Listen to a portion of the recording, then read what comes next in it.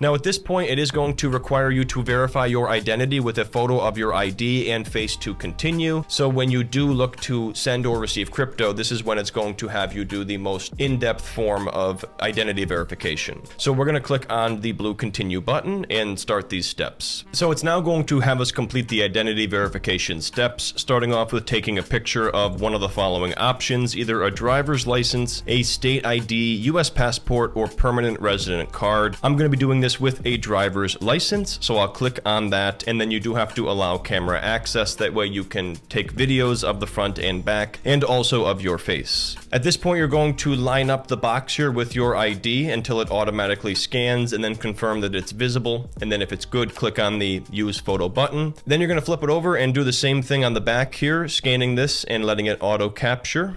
It did take about 45 seconds, but it did accept those photos, and now it's going to have you take a photo of yourself. That way they can verify that the person on the ID matches who you say you are. So we're going to click on continue.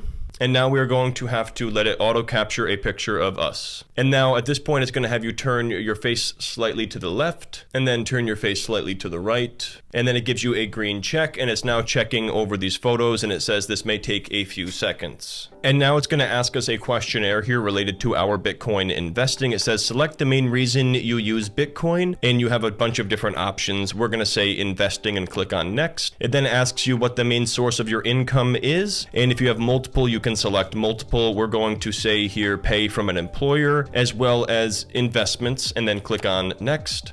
And then you have to enter information about the status of your employment. I'm going to check self-employed and click on next. And then you enter your job title. So I'm going to type in influencer and then click on next. And then you enter the name of your business, and then you're going to choose the speed here for withdrawal. So this is where you have to really consider the fees here with Bitcoin. If you want to make this a priority, it's going to be a $3.24 fee, which on $10 is crazy. A rush, which is going to be a $1.70 fee, is going to take about 2 hours. And the standard, which arrives in roughly 24 hours, is going to be free. So depending on how quickly you need to get it there, you can choose these options. I'm just going to choose standard because it doesn't matter, although at that point it does show you the withdrawal minimum here is 0.001 Bitcoin. So in that case, we'll just leave it as the priority for the demo. Click on next, and then we are going to confirm the withdrawal to external wallet. If everything looks good here, you're going to click on the confirm and send button, and now you have to enter your cash pin that you set earlier. And just like that, we initiated the withdrawal here over to my Coinbase wallet address. So I will keep an eye on that, and we'll check back later to see if that withdrawal actually works.